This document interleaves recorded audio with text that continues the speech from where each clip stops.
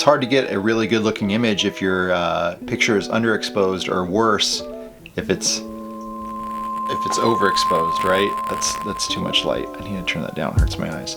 Underexposing and overexposing a shot is hard to correct, especially after you've already shot it. So we want to go over some concepts that will help you avoid exposure pitfalls.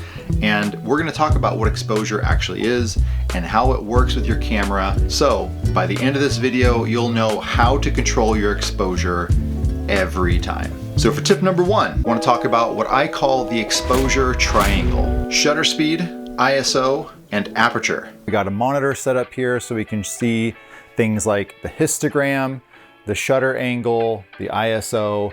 All those play a key role in adjusting your exposure. So Casey has brought his meter here.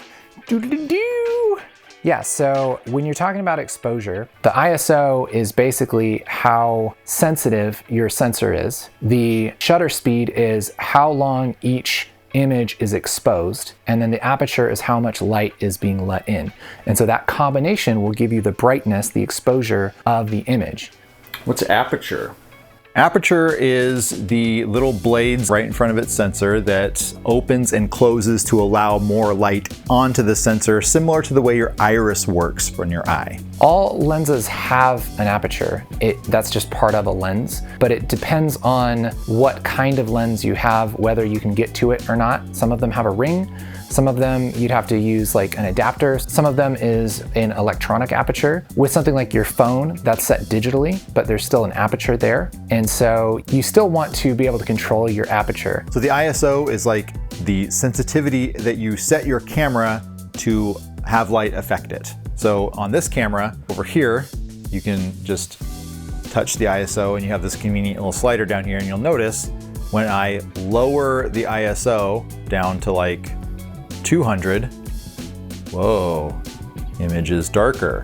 How dark does it get? Pretty dark, I guess. It's telling the camera sensor, don't be super sensitive to light. Don't be so sensitive. Don't be so sensitive. But when I bring it up, it gets brighter, and it's crazy now. So now we're at 25,600 ISO, which is too much. Typically, you would set your camera's ISO to its native ISO. It's like a sweet spot for that camera's particular sensor that doesn't introduce any extra grain into the image. This camera actually has two native ISOs. Generally, the higher the ISO, the worse it looks. You usually want to pick the lowest ISO you can, but like the Blackmagic cameras, for some reason, the higher one is actually cleaner depending on your lighting and everything. And if you change your ISO, if you make your ISO smaller, you can compensate for that by changing your aperture. And so for instance, if we were at ISO 400, okay, and we went to f5.6, that would still be good exposure. So ISO is set to 400. I'm gonna go to 5.6 here on the aperture ring, right there, that's at 5.6. And now we have good exposure because we've compensated for the lower ISO with a wider aperture. What about shutter speed? Shutter speed is basically how long the image is exposed. There's a shutter in there, or at least a digital shutter, that only exposes the sensor for a certain amount of time. And the longer that it exposes it, the more light it lets in. This camera is emulating like the old film cameras, and the old film cameras had a circular disc that would rotate in front of the film strip. And on these cameras, you could mechanically manipulate an opening. That little slit was the angle at which light could reach the film behind the disc. So generally, you would want your shutter speed to be twice the frame rate that you are recording at. So if you are shooting at 24 frames a second, you would try to shoot at 1/48 shutter speed, but the equivalent of that in degrees would be a 180 degree shutter. So that's basically saying, camera, I want you to do your best to emulate 1/48 shutter speed when shooting at 24 frames a second. and that will give a really nice organic looking motion blur. So if Casey waves his hand in front of his face like that, you see how it's kind of blurry? That's what you're used to seeing in movies. Yeah, and when you have a higher shutter speed, it looks more like it's posterized. But that motion blur is what helps the 24 frames per second kind of blend together in a way that's pleasing. Whereas if you turn that shutter speed up, then you won't have as much blur and it will look a little bit more Staccato. Yeah, staccato. It looks like a flip book. Neat. But if you adjust the shutter, guess what? It also adjusts how bright or dark your image is. So know how to adjust your shutter and know how to adjust your shutter angle if your camera shoots at shutter angles, because that also adjusts the brightness or the exposure of your image. You don't have to have one of these, but this is nice for learning and it's nice for, making sure that you get stuff right on. But basically what you do is you can put the settings for your camera in here. So we have ISO 1250, we have 24 frames per second, which is going to give us a 1/48th shutter. And then the third kind of part of this is the aperture. And so this is going to give us the aperture that will give us a good exposure. So if I just meter my face right here, it's telling me that at 1250, at 24 frames a second, good exposure is going to be at about T8.5, something like that. So this should be good exposure. This is good exposure. So some cameras, for example, this Blackmagic camera we're using here has an option to display what's called false color. So I'll turn that option on right here.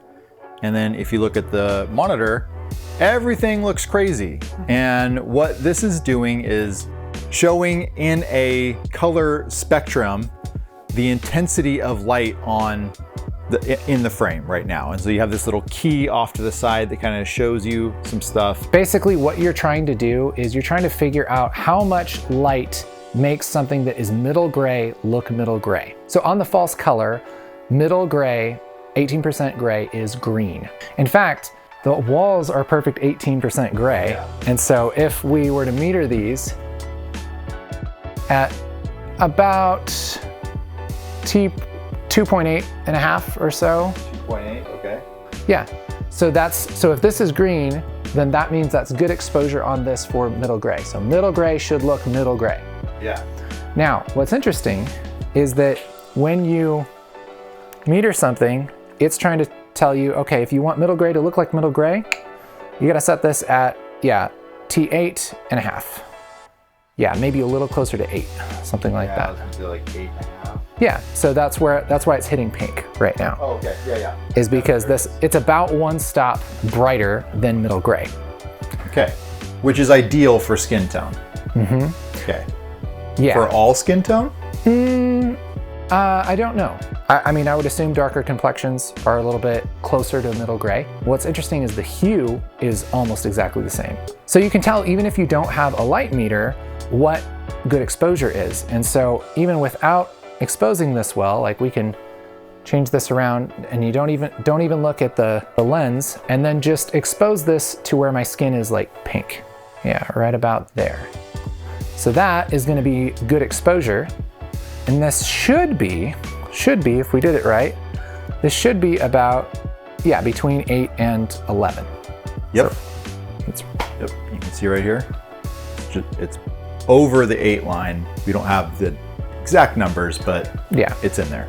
So even if you don't have one of these, you can use false color to figure out what is good exposure. So skin should generally, at least on this, should look pink, but you'd have to look up the false color for your camera.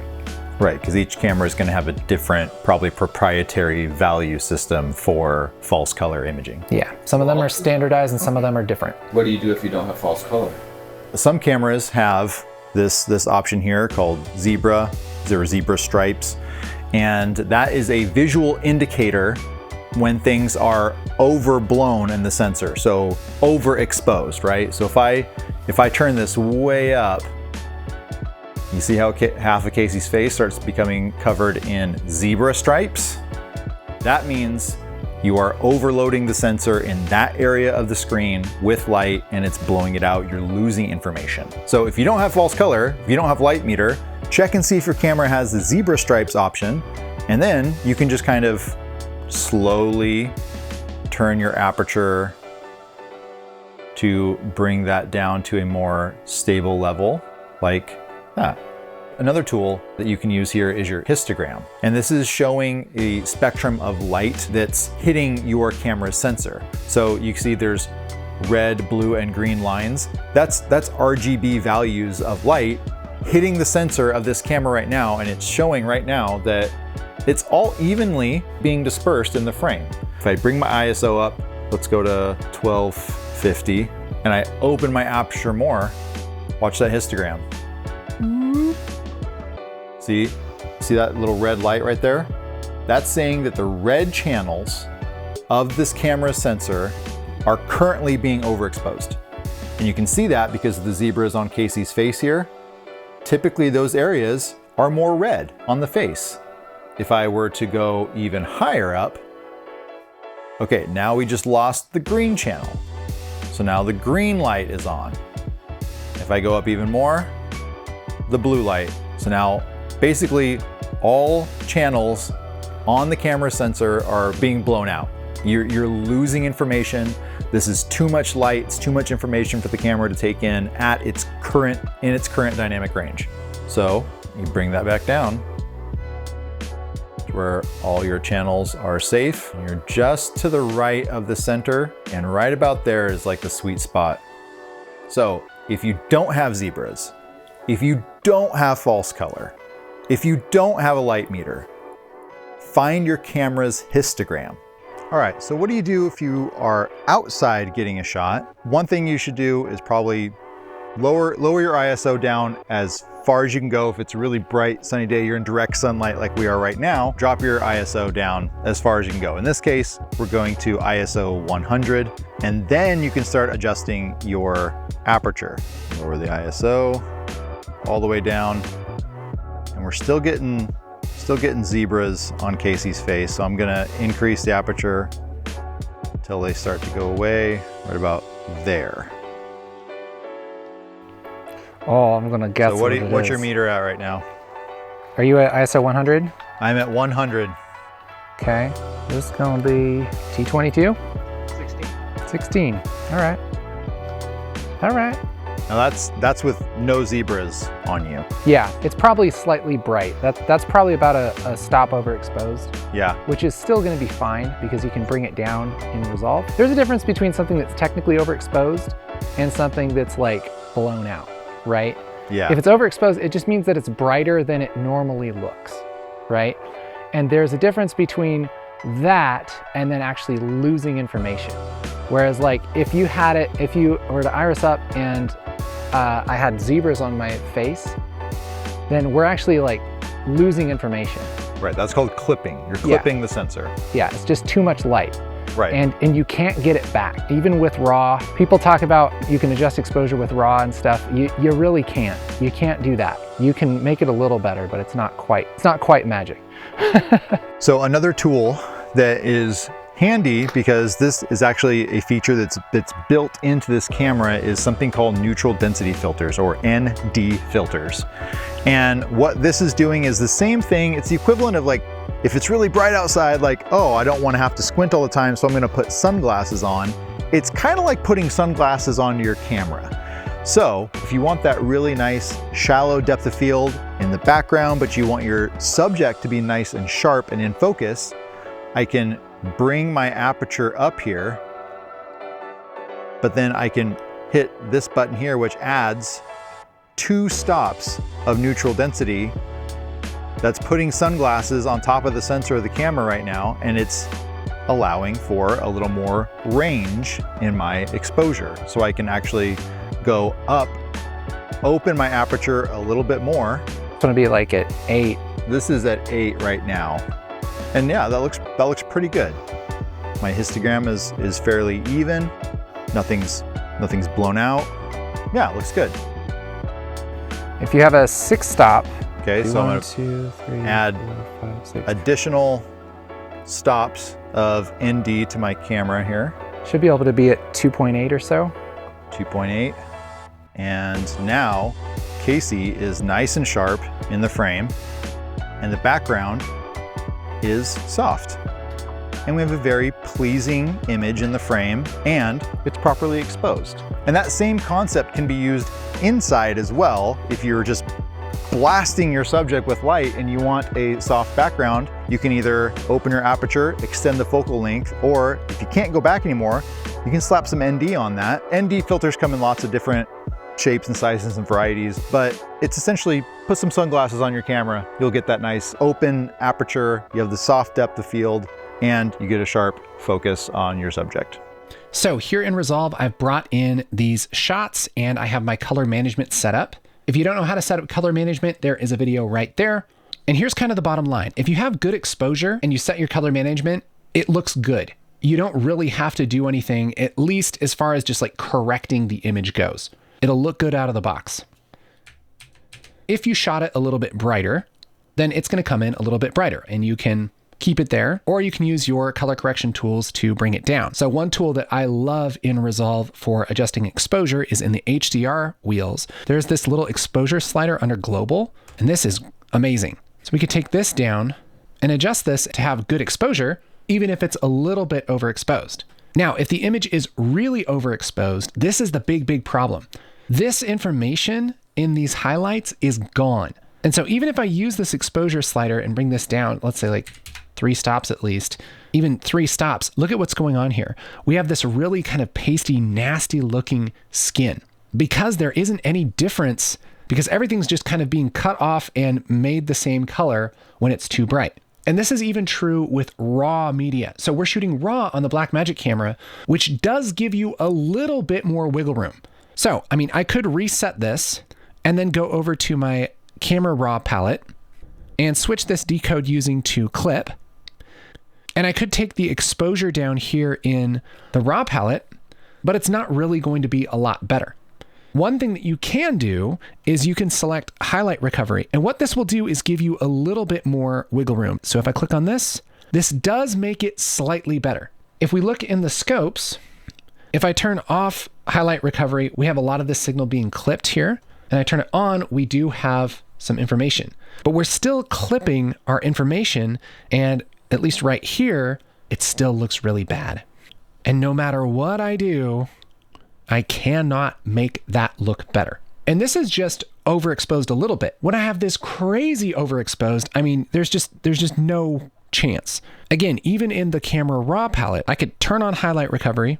I could turn this exposure way down and look at this.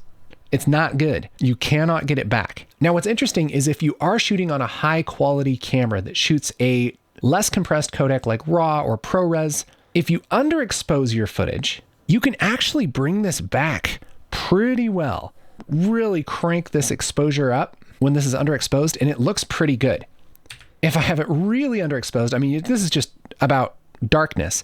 I could take this exposure way up like this, and we can at least see what's going on in the image. But the problem is that we have all this grain. Check out that grain. Now, what's cool is I could use a plugin like Reduce Noise from Neat Video, and I can reduce that noise and get a pretty darn usable image, even though this is severely underexposed.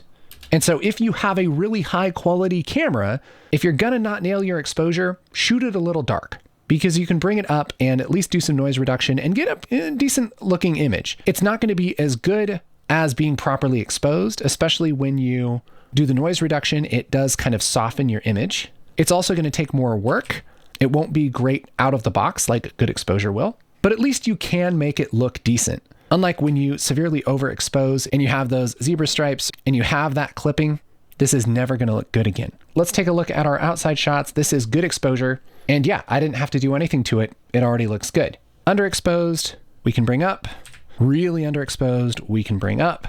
And it's grainy, but we can deal with that. Overexposed, it's just never gonna look good again. And this is the best case scenario too. That's shooting Blackmagic RAW. If you were gonna shoot in a format that was more compressed, something like H.264, again, good exposure, looks great out of the box. But when you underexpose, Sure, we can take this exposure back up, but look at what's happening here. It's really starting to bring out those compression artifacts. Like, look at this banding. Look at these differences in my shirt. This does not look good. And especially when I play this back, you can really see it chattering. Same thing happens when we have this overexposed and we bring it down. The noise isn't as bad, but we still get that clipping. When we have this really underexposed, let's push this up. And yeah, I mean, you can really see the noise and the grain, and everything's kind of posterized. Like half of this background is the exact same color. And that's what happens when you don't give your camera enough light and then you have to boost it up in post. So nailing that exposure makes it so much easier for your color grades, because as long as you're color managing it right, you can open this up and it looks great out of the box. There's a big overview of how to control the exposure on your shot. So now I want to encourage you, go out, practice with some of these things, play with the shutter speed, play with the ISO, play with different aperture settings on your camera and on your lens. Be creative. The only thing that's going to make you better is by hitting that record button more. Anyway, go out there, get some shots, make mistakes. I feel like Miss Frizzle. So, get messy, make mistakes, get out there and explore. But look forward to more production style vlogs like this in the future. We got a bunch of great ideas coming at you. And if there's something that you would like us to review, please let us know in the comments. We'd love to check them out and we'll consider them for future vlogs. Until then, see you guys later. Bye-bye.